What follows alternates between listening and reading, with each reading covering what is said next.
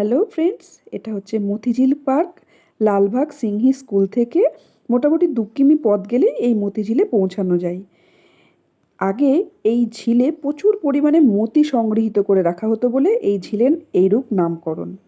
নবাব আলীবর্দীর সময় থেকে মুর্শিদাবাদে বহু অট্টালিকা প্রস্তুত করবার জন্য ইটের প্রয়োজন হয়েছিল। সেই জন্য সেই সমস্ত অঞ্চলে খাদ কাটা হতো, আর সেই খাদগুলি মতিঝিলে পরিণত হয়। মতিঝিলের রক্ষণাবেক্ষণের জন্য আলীবর্দী খাঁর জামাতা নওজেশ মোহাম্মদ এই ঝিলের তীরে নিজ পত্নী মেহেরুন্নেসা, যিনি কিনা ইতিহাসে ঘসেটি বেগম নামে পরিচিত, তার বসবাসের জন্য একটা অপূর্ব সুন্দর অট্টালিকা স্থাপন করেছিল। সেই অট্টালিকাটার নাম হচ্ছে সাংহি দালান, সেটা এখন অধুনালুপ্ত। যাই হোক, কিন্তু এত সুন্দর পরিবেশ দেখো, এখন তো আরও সুন্দর হয়েছে। তোমরা কোনো সময় গেলে অবশ্যই যেও। Thank you.